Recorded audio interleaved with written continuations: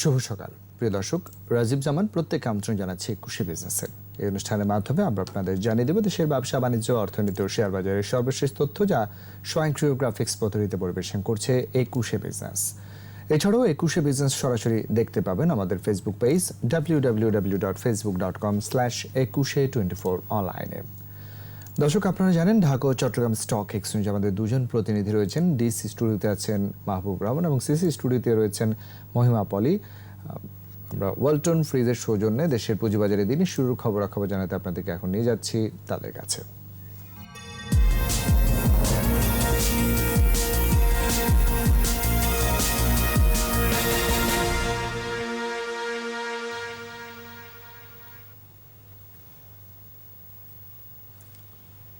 রাজীব জামান, আপনাকে ধন্যবাদ।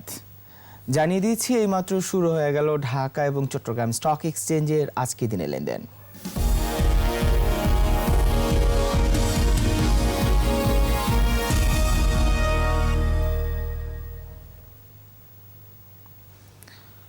ঢাকা স্টক এক্সচেঞ্জের লেনদেন শুরু হয়েছে। লেনদেনের আপডেট জানানোর আগে গত কার্যদিবসের বিভিন্ন সেক্টরের লেনদেনের খবর জানিয়ে রাখছি। গত কার্যদিবসে সবচেয়ে বেশি লেনদেন হয়েছিল ফার্মাসিউটিক্যাল সেক্টর, 155 কোটি টাকা লেনদেন হয়েছে এই সেক্টরে। দ্বিতীয় অবস্থানে ছিল টেলিকমিউনিকেশন সেক্টর, 34 কোটি 49 লাখ টাকা লেনদেন হয়েছে। ফুয়েল অ্যান্ড পাওয়ার সেক্টরে লেনদেন হয়েছে গত কার্যদিবসে 23 কোটি 12 লাখ টাকা। এছাড়া ইঞ্জিনিয়ারিং সেক্টরে 21 কোটি 68 লাখ টাকা লেনদেন হয়েছে গত কার্যদিবসে বিভিন্ন সেক্টরের লেনদেন। এছাড়া ব্যাংকিং সেক্টরে লেনদেন হয়েছে 20 কোটি 95 লাখ। ইন্স্যুরেন্স সেক্টরে লেনদেন হয়েছে 20 কোটি 55 লাখ। বিবিধ সেক্টরে 11 কোটি 38 লাখ টাকা লেনদেন হয়েছে। ফুড অ্যান্ড এলাইট সেক্টরে 10 কোটি 97 লাখ।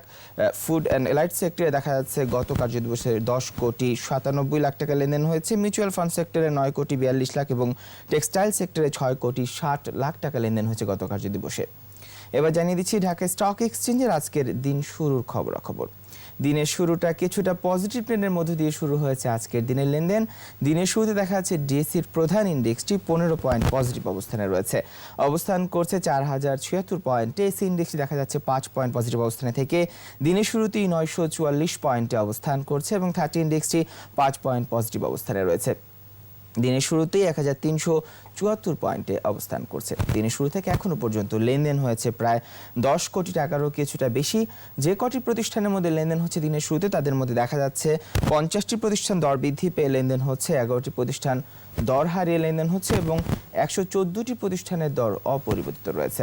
দিনের শুরুতেই টপ টিয়ারে যে প্রতিষ্ঠানগুলো রয়েছে তাদের মধ্যে দেখা যাচ্ছে প্রথম অবস্থানে অবস্থান করছে এনসিসি ব্যাংক লিমিটেড। দিনের শুরুতে দেখা যাচ্ছে প্রতিষ্ঠানটি 13 টাকা 40 পয়সা দরে লেনদেন হচ্ছে। এসিবিএল ফার্স্ট মিউচুয়াল ফান্ড রয়েছে দ্বিতীয় অবস্থানে, রেনাটা তৃতীয় অবস্থানে রয়েছে।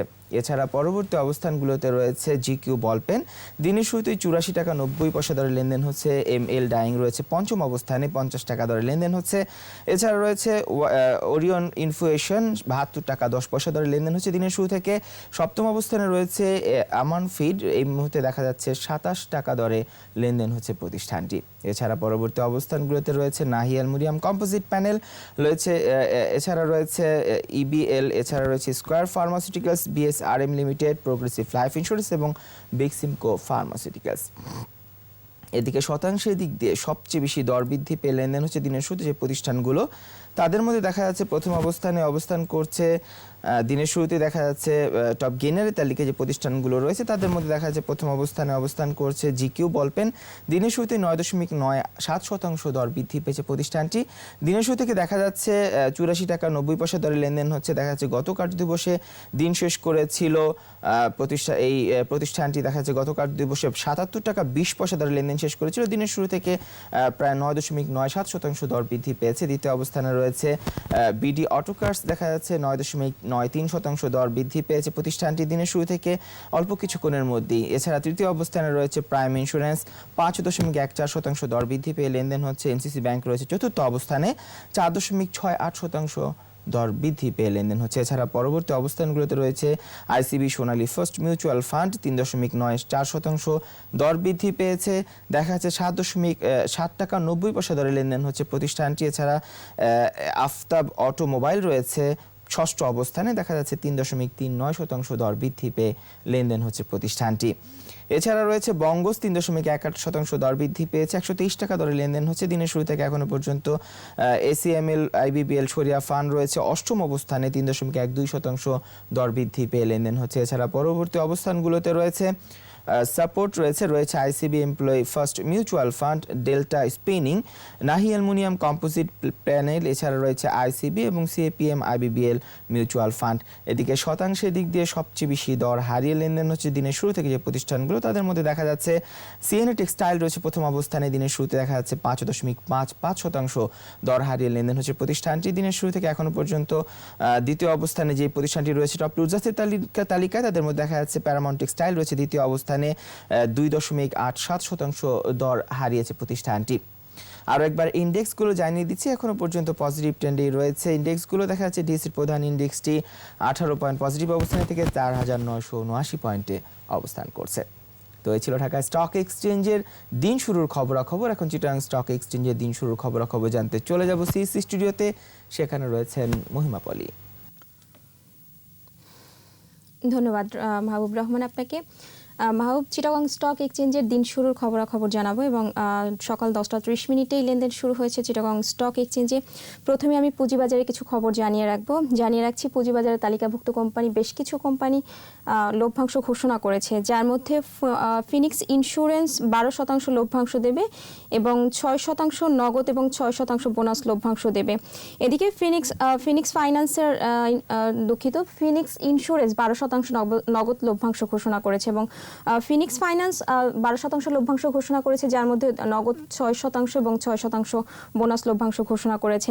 এদিকে পূরবী জেনারেল ইন্স্যুরেন্স 12% নগদ লভ্যাংশ ঘোষণা করেছে এবং চিটাগং স্টক এক্সচেঞ্জের দিন শুরু লেনদেনের খবরাখবর জানিয়ে দিব এবং দিনের শুরুতে আমরা জানিয়ে দিচ্ছি গত কার্যদিবসে কিন্তু চিটাগং স্টক এক্সচেঞ্জের সূচকের উত্থানী লেনদেন শেষ করেছিল এবং 14,29,00,000 টাকা লেনদেনের মধ্য দিয়ে লেনদেন শেষ করেছিল চিটাগং স্টক এক্সচেঞ্জ। এবং আজকে দিনের শুরুটা আমরা দেখতে পাচ্ছি সূচকের উত্থানী লেনদেন শুরু করেছে চিটাগং স্টক এক্সচেঞ্জ, যদিও বেশিরভাগ প্রতিষ্ঠানের শেয়ারের দর অপরিবর্তিত থেকে লেনদেন শুরু করেছে।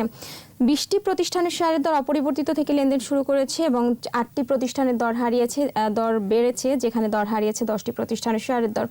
এদিকে দিনের শুরুতেই দেখা যাচ্ছে লেনদেন হয়েছে 7 লাখ টাকার মতো এবং দেখা যাচ্ছে টপ ট্রেডের তালিকায় যে প্রতিষ্ঠানগুলি উঠে এসেছে চিটাগং স্টক এক্সচেঞ্জে, তাদের মধ্যে প্রথমেই যে প্রতিষ্ঠানটি রয়েছে টপ ট্রেডের তালিকায় ইউনাইটেড পাওয়ার জেনারেশন প্রথমেই উঠে এসেছে এবং 219 টাকা 70 পয়সা লেনদেন শুরু করেছে, যেখানে সর্বোচ্চ লেনদেন হয়েছে 219 টাকা দরে এবং সর্বনিম্ন 219 টাকা দরে। এখনও পর্যন্ত 219 টাকা দরেই লেনদেন শুরু করেছে চিটাগং স্টক এক্সচেঞ্জে। বেক্সিমকো রয়েছে পরবর্তীতে দ্বিতীয় অবস্থানে থেকে লেনদেন করছে 13 টাকা 40 পয়সা দরে। তৃতীয় অবস্থানে রয়েছে সাপোর্ট এবং বিকন ফার্মা রয়েছে টপ ট্রেডের তালিকায় 4র্থ অবস্থানে। এদিকে দিনের শুরুতেই টপ গেইনার্সের তালিকায় যে প্রতিষ্ঠানগুলি উঠে এসেছে চিটাগং স্টক এক্সচেঞ্জে, তাদের মধ্যে প্রথমেই রয়েছে জনতা ইন্স্যুরেন্স এবং 19 টাকা 90 পয়সা লেনদেন শুরু করেছে। শতাংশের দিক থেকে 7.57% দর বেড়েছে, যেখানে টাকার অঙ্কে দর বেড়েছে 1 টাকা 40 পয়সা। দ্বিতীয় অবস্থানে থাকা প্রাইম ফাইন্যান্স ফার্স্ট মিউচুয়াল ফান্ডে টাকার অঙ্কে 9 টাকা 90 পয়সা দর বেড়ে লেনদেন শুরু করেছে 14 টাকা 80 পয়সা দরে এবং শতাংশের দিক থেকে 6.47% দর বেড়ে লেনদেন হচ্ছে এই মুহূর্তে। তৃতীয় অবস্থানে এনসিসি ব্যাংক রয়েছে 13 টাকা 40 পয়সায় লেনদেন শুরু করেছে দিনের শুরুতে এবং টাকার অঙ্কে 60 পয়সা দর বেড়েছে, 4.69% দর বেড়ে লেনদেন করছে। সাপোর্ট রয়েছে 4র্থ অবস্থানে 17 টাকা 20 পয়সায় লেনদেন হচ্ছে, টাকার অঙ্কে 50 পয়সা দর বেড়ে লেনদেন হচ্ছে, যেখানে শতাংশের দিক থেকে 2.99% দর বেড়ে লেনদেন করছে। এবং পরবর্তীতে টপ গেইনার্সের তালিকায় আরও যে প্রতিষ্ঠানগুলি রয়েছে তাদের মধ্যে Phoenix finance first mutual fund রয়েছে 8 টাকা 10 পয়সায় লেনদেন হচ্ছে, টাকার অঙ্কে 10 পয়সা দর বেড়ে লেনদেন হচ্ছে এবং শতাংশের দিক থেকে 1.25% দর বেড়ে লেনদেন হচ্ছে। স্কয়ার ফার্মা রয়েছে পরবর্তীতে ষষ্ঠ অবস্থানে থেকে এই মুহূর্তে লেনদেন হচ্ছে 177 টাকা দরে, টাকার অঙ্কে 1 টাকা 90 পয়সা দর বেড়েছে এবং শতাংশের দিক থেকে 1.09% দর বেড়ে লেনদেন হচ্ছে। সিলভা ফার্মা রয়েছে সপ্তম অবস্থানে 18 টাকা 70 পয়সায় লেনদেন হচ্ছে এবং টাকার অঙ্কে 20 পয়সা দর বেড়ে লেনদেন হচ্ছে, যেখানে 1.08% দর বেড়ে লেনদেন হচ্ছে। এবং পরবর্তীতে অষ্টম, নবম এবং দশম অবস্থানে যে প্রতিষ্ঠানগুলি রয়েছে যথাক্রমে এমএল ডাইং রয়েছে 49 টাকা 30 পয়সা লেনদেন হচ্ছে, যেখানে টাকার অঙ্কে দর বেড়েছে 10 পয়সা এবং 0.20% দর বেড়ে লেনদেন হচ্ছে এবং এলআর গ্লোবাল ফার্স্ট মিউচুয়াল ফান্ডকে আমরা এই মুহূর্তে দেখতে পাচ্ছি নবম অবস্থানে রয়েছে, লেনদেন হচ্ছে 6 টাকা 20 পয়সা দরে এবং দর বেড়েছে 1% দর বেড়ে লেনদেন হচ্ছে এবং আরডি ফুডকে দেখা যাচ্ছে 11 টাকা 80 পয়সায় লেনদেন হয়ে দশম অবস্থানে রয়েছে দিনের শুরুতেই টপ গেইনার্সের তালিকায়।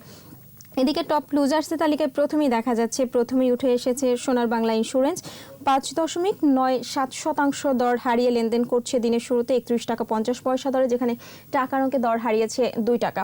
দ্বিতীয় অবস্থানে থাকা ফেডারেল ইন্স্যুরেন্সের 10 টাকা 70 পয়সায় লেনদেন হচ্ছে, টাকার অঙ্কে 50 পয়সা দর হারিয়ে লেনদেন হচ্ছে, 4.46% দর হারিয়ে লেনদেন হচ্ছে দিনের শুরুতেই। এবং তৃতীয় অবস্থানে থাকা সেন্ট্রাল ফার্মা 12 টাকা 80 পয়সায় লেনদেন হচ্ছে, যেখানে টাকার অঙ্কে দর হারিয়েছে 40 পয়সা, 3.03% দর হারিয়ে লেনদেন হচ্ছে।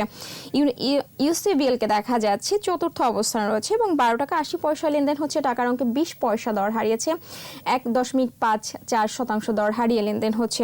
আইএফআইসি রয়েছে পরবর্তীতে পঞ্চম অবস্থান এবং 8 টাকা 80 পয়সায় লেনদেন হচ্ছে।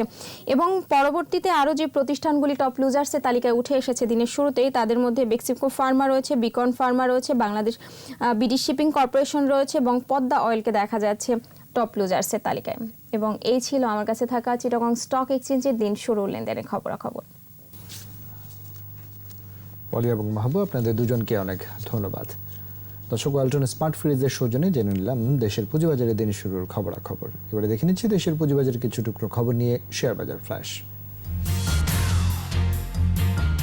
পুঁজিবাজারে তালিকাভুক্ত প্রতিষ্ঠান এশিয়া ইন্স্যুরেন্স লিমিটেডের পরিচালনা পর্ষদের সভা অনুষ্ঠিত হবে আজ 12 জুলাই।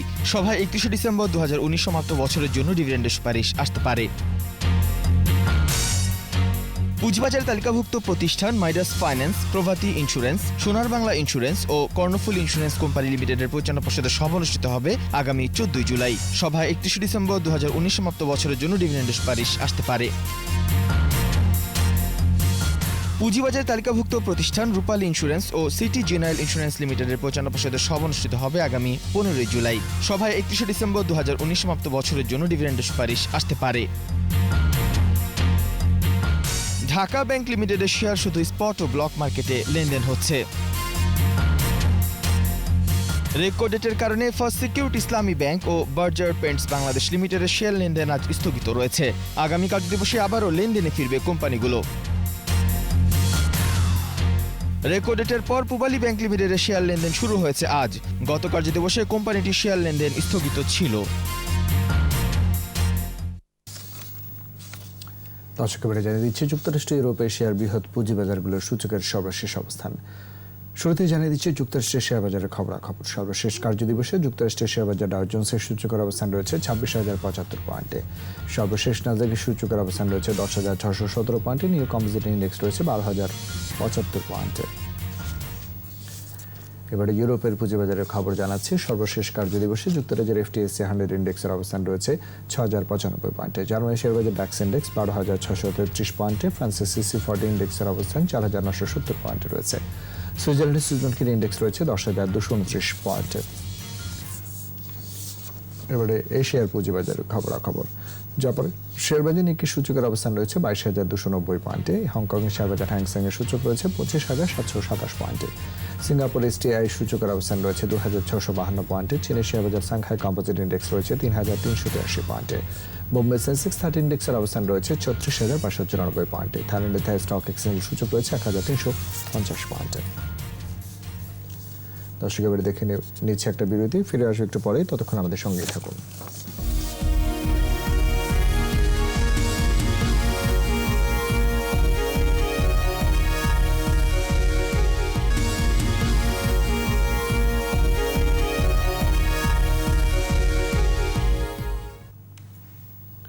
স্বাগত আবারও 21 বিজনেসে। দর্শক, এখন রয়েছে দেশ বিদেশের অর্থনীতি আর ব্যবসা বাণিজ্যের কিছু সংবাদ।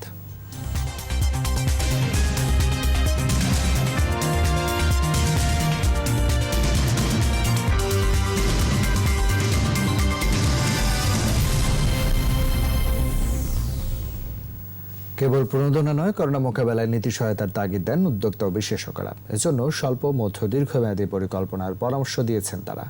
আর পরিকল্পনা মন্ত্রী বলেছেন, বেসরকারি খাত ছাড়া দেশের অগ্রগতি সম্ভব নয়। সরকার সব অনিয়মের বিরুদ্ধে ব্যবস্থা নিচ্ছে বলেও জানান তিনি। তৌহিদুর রহমানের রিপোর্ট। ডিজিটাল বাংলাদেশ। অর্থনীতির বর্তমান পরিস্থিতি মূল্যায়ন এবং ভবিষ্যতের করণীয় নিয়ে অনলাইন আলোচনার আয়োজন করে Dhaka chamber of commerce and industries. আমি আরেকটা ব্যাপারে ধন্যবাদ জানাতে চাই যে চেম্বার সভাপতি শামস মাহমুদ বেসরকারি বিনিয়োগের নানা দিক তুলে ধরেন। আলোচনায় উদ্যোক্তা ও অর্থনীতিবিদরা বলেন, করোনা মহামারীর প্রভাবে বেশ কিছু প্রতিষ্ঠান বন্ধ হয়ে গেছে। এমন পরিস্থিতি অব্যাহত থাকলে অসংখ্য মানুষ বেকার হবে বলে আশঙ্কা তাদের। এতে সরকারের উন্নত বাংলাদেশ গড়ার পরিকল্পনা বাস্তবায়নও কঠিন হবে বলে মন্তব্য করেন তারা। কোভিড এর লেন্সের বাইরে এই মুহূর্তে ইকোনমির স্টেট এবং আউটলুককে দেখা খুবই ডিফিকাল্ট। যতক্ষণ এই সার্ভাইভাল এবং সেফগার্ড এবং ম্যানেজমেন্ট অফ ভাইরাসটা আমরা এনশিওর করতে না পারি, ততক্ষণ কিন্তু অর্থনীতিকে সম্পূর্ণভাবে খোলা বা চালু করা যাবে না। আমাদেরকে short and medium term strategy এখনই নিতে হবে এই রিভাইভালটার জন্য, এবং সেটা মূলত investment, trade, small and medium enterprise এবং ফাইন্যান্স। পরিস্থিতি মোকাবেলায় ব্যাংক ব্যবস্থার উপর চাপ কমিয়ে বিকল্প উৎসের সন্ধান করার তাগিদ দেন তারা। পাশাপাশি জোর দেন সুশাসন প্রতিষ্ঠার উপর। যারা কোনো মতে আপনার হয়তো বা ইলেকট্রিসিটি বিল দিতে পারছে অথবা লেবার পেমেন্ট করতে পারছে, তারা কতটুক আপনার রিপেমেন্টে ফেরত আসতে পারবে সেটা নিয়ে কিন্তু ব্যাংকিং সেই অ্যারিনাতে এই কনসার্ন গুলো এখনো অনেক বেশি বড় হয়ে দাঁড়িয়েছে। পরিকল্পনা মন্ত্রী জানান, স্বাস্থ্য খাত সহ সামগ্রিক উন্নয়নে সরকার কাজ করে যাচ্ছে। এক দুই ব্যক্তি, এক দুই প্রতিষ্ঠানের কাজের জন্য আমরা এই সম্ভাবনার সময় আমরা ক্ষতিগ্রস্ত হতে চাই না। যে বন্ড গড়ে উঠেছে between the private sector and the government sector of necessity, you should grow and continue, এবং আমাদের for the good of both of us, for the good of the economy in the long run. অর্থনীতিকে এগিয়ে নিতে নতুন রপ্তানি বাজার সন্ধান করতে ব্যবসায়ীদের প্রতি আহ্বান জানান মন্ত্রী। আরো স্ট্রং হইতে আমাদের সহায়তা করুন। তৌহিদুর রহমান, 21 টেলিভিশন, ঢাকা। আয়োজন যেটা করেছে, কোরবানির জন্য এবার কোনো পশু আমদানির প্রয়োজন হবে না। দেশের খামারিদের কাছে পর্যাপ্ত গরু রয়েছে, জানিয়েছেন মৎস্য প্রাণী সম্পদ মন্ত্রী অ্যাডভোকেট রেজাউল করিম। কোরবানির পশু কিনতে ঢাকা উত্তর সিটি কর্পোরেশন ডিএনসিসি ডিজিটাল হাটে উদ্বোধন অনুষ্ঠানে তিনি বলেন, যে পরিমাণ পশু দেশে রয়েছে তা যথেষ্ট। এবারও ভারত থেকে কোনো পশু দেশে প্রবেশ করবে না। আর স্থানীয় সরকার মন্ত্রী তাজুল ইসলাম বলেন, যেসব জায়গায় সংক্রমণের সম্ভাবনা রয়েছে তা পরিহার করতে হবে। এদিকে বাণিজ্যমন্ত্রী টিপু মুন্সি বলেন, এই ধরনের আরও হাট চালু করা হবে। ঢাকা দক্ষিণের মেয়র উত্তরের মেয়র আতিকুল ইসলাম জানান, অনলাইনে কোরবানির পশু কিনলে হাসিল দিতে হবে না।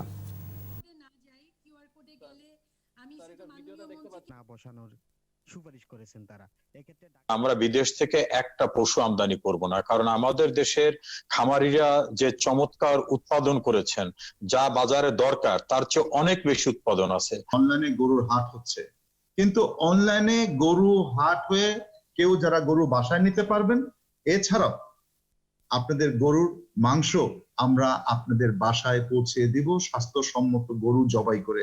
সেটি কিন্তু একটি বিরাট একটি চ্যালেঞ্জিং ব্যাপার। ডিজিটাল হাটের মাধ্যমে যারা গরু কিনবেন, সেই গরুর কোনো হাসিল দেওয়া লাগবে না এই ঢাকা উত্তর সিটি কর্পোরেশনের মধ্যে। মহামারী করোনার অচল অবস্থার মধ্যেও প্রবৃদ্ধি ধরে রেখেছে চট্টগ্রাম বন্দর। আগের বছরের তুলনায় সদ্য শেষ অর্থ বছরের শেষ 6 মাসের প্রবৃদ্ধি হয়েছে 8.13%।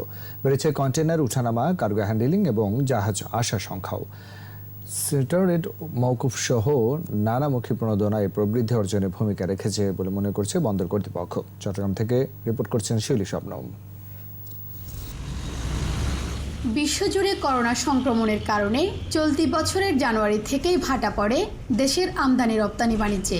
বছরের শুরুতে বন্ধ হয়ে যায় চীন থেকে আমদানি, অনেকটা ধাক্কা লাগে রপ্তানি বাণিজ্যে। এই দুর্যোগের মাঝে আঘাত হানে আরেক দুর্যোগ, ঘূর্ণিঝড় আম্পান। তবে এত বৈরী পরিবেশেরও নেতিবাচক প্রভাব পড়েনি বন্দরে। সবচেয়ে বেশি প্রবৃদ্ধি হয়েছে কার্গো হ্যান্ডেলিংয়ে, যার পরিমাণ 3.41%। চট্টগ্রাম বন্দরকে সচল রাখার জন্য বেশ কিছু যুগান্তকারী সিদ্ধান্ত সরকার আমাদেরকে দিয়েছেন। বিশেষ করে সকল আমদানি কন্টেইনার অবডকে প্রেরণ করা, কন্টেইনার জট মুক্ত রাখার ক্ষেত্রে এটা একটা অন্যতম কারণ। তবে নানামুখী জটিলতায় গত অর্থ বছরের শেষ 6 মাস চরমভাবে ভুগিয়েছে আমদানি রপ্তানিকারকদের। মালামাল খালাসের ধীরগতির কারণে তৈরি হয় মারাত্মক জাহাজ ও কন্টেইনার জট, কিন্তু বছর শেষে সামগ্রিক হিসেবে আশার আলো দেখছেন তারা। আমরা আশা করছি যে কিছু কিছু দেশে কোভিডের ইনফেকশনটা একটু কমেছে এবং ওইসব দেশ থেকে এক্সপোর্ট অলরেডি বাড়তেছে। তো সেই ক্ষেত্রে আমার মনে হয় যে সামনের দিনগুলো আমরা ভালো পাবো। এদিকে 2019-20 অর্থ বছরে চট্টগ্রাম বন্দর কার্গো হ্যান্ডেলিং এর ক্ষেত্রে যেমন 10 কোটি টনের কোটা পেরিয়েছে, তেমনি কন্টেইনার উঠানামা ছাড়িয়েছে 30 লাখে। ব্যবসায়ীরা বলছেন এই ধারা অব্যাহত রাখতে প্রয়োজন ব্যবসা বান্ধব পরিবেশ। শিপিং এজেন্টগুলো অথবা শিপের মালিকরা এটা নিয়ে বিরক্ত হলো। এই সমস্ত জিনিসগুলিকে ভবিষ্যতে মাথায় রেখে আরও সুন্দরভাবে যেন প্রবৃত্তিতে আমরা অর্জন করতে পারি এবং এটা অব্যাহত রাখতে পারি, সেটা আমাদেরকে মনে রাখতে হবে। দেশের আমদানি রপ্তানি বাণিজ্যের 92% হয় এই বন্দর দিয়ে, আর চট্টগ্রাম বন্দর থেকে বছরে 60,000 কোটি টাকারও বেশি রাজস্ব আয় হয়। শিউলি শবনম, 21 টেলিভিশন, চট্টগ্রাম। স্বর্ণ বাণিজ্য জিডিপিতে বড় ভূমিকা রাখতে পারে, এজন্য রপ্তানির সুযোগ ও বন্ড সুবিধা চান স্বর্ণ ব্যবসায়ীরা। তবে এই খাতকে শিল্প হিসেবে দাঁড় করাতে স্বর্ণ ব্যবসায়ী আমদানি সহ যাবতীয় লেনদেনের ডিজিটাল ডেটাবেস তৈরির পরামর্শ অর্থনীতিবিদদের। মার্কিন চীন বাণিজ্য দ্বন্দ্বের মধ্যে স্বর্ণের রিজার্ভ বাড়লে অর্থনীতি শক্তিশালী হবে বলে মনে করছেন বিশেষজ্ঞরা। তহিদুর রহমানের আরেকটি রিপোর্ট। স্বর্ণশিল্পের বিকাশ ও চোরাই কারবার বন্ধে স্বর্ণ নীতিমালার অনুমোদন দেয় সরকার। এর ফলে 30 জুন দেশে প্রথমবারের মতো স্বর্ণবার আমদানি করে ডায়মন্ড ওয়ার্ল্ড। সরকারের এই সিদ্ধান্তে কর্মসংস্থান সৃষ্টির পাশাপাশি জিডিপিতে স্বর্ণ খাত ভূমিকা রাখতে পারে বলে জানান এই ব্যবসায়ী। একদিকে যেমন ক্রেতা সাধারণ উপকৃত হবে, আন্তর্জাতিক বাজার অনুযায়ী তারা প্রাইস পাবে এবং স্বর্ণের দাম কমবে। শুধুমাত্র আমদানি নির্ভর এই শিল্প রাখলে হবে না, এখানে রপ্তানি নির্ভর শিল্প হতে হবে। রপ্তানি নির্ভর তখন হতে পারবে যখন হলো আপনার বন্ড ফেসিলিটি দিতে হবে। চোরাই পথে স্বর্ণ আসছে এখনো। চোরাপথ বন্ধের পাশাপাশি আরও আমদানির লাইসেন্স দেওয়ার দাবি আছে ব্যবসায়ীদের। কঠোর নজরদারির মাধ্যমে এই ব্যবসায়িক স্বচ্ছতা বাড়ানোর তাগিদ দিচ্ছেন গবেষকরা। স্বর্ণ আমদানির বিষয়টিকে সুনির্দিষ্টভাবে নজরদারির মাধ্যমে এটিকে পরিচালিত হওয়ার প্রয়োজন রয়েছে বলে মনে করি। একটি ডাটাবেস গড়ে তোলা দরকার বাণিজ্য মন্ত্রণালয়, যেখানে আমদানি সংক্রান্ত সমস্ত তথ্যাদি এবং খুচরা পর্যায়ে দেশের ভিতরে যত ধরনের বেচাকেনা হয় সেটি যাতে প্রতি ত্রৈমাসিক ভিত্তিতে এটি বাণিজ্য মন্ত্রণালয়ে প্রেরণ করা হয়। স্বর্ণশিল্পের বিকাশে বিশেষ অর্থনৈতিক অঞ্চলে জমি বরাদ্দ দিয়েছে সরকার। বিষয়টিকে একটি সুযোগ হিসেবেই দেখছেন বাণিজ্য মন্ত্রণালয়ের সাবেক এই কর্মকর্তা। গোল্ডের উপর কিন্তু আমাদের কার্যক্রম বাড়িয়ে দিতে হবে। এক্সক্লুসিভ ইকোনমিক জোনে তাদের জন্য জায়গা রাখা দরকার, যেটা সরকার সিদ্ধান্ত নিয়েছে। ডলার আর ইউনের মধ্যে আপনার একটা ফাইট চলতেছে, তো এই ক্ষেত্রে গোল্ড কিন্তু একটা গোল্ড আমি রিজার্ভ যদি বাড়াইতে পারি, গোল্ডটাকে যদি একটা ইনস্টিটিউশনাল সেটআপে নিয়ে আসতে পারে তাহলে খুব ভালো হবে। ব্যবসায়ীরা ব্যাগে যে স্বর্ণ আমদানি বন্ধ চান, তাদের মতের সাথে একমত অর্থনীতিবিদরাও। তৌহিদুর রহমান, 21 টেলিভিশন, ঢাকা। দর্শক, এবারে নিচে একটা বিরতি। বেলা 11:30 আবার ফিরবে 21 বিজনেসে। ততক্ষণ আমাদের সঙ্গেই থাকুন।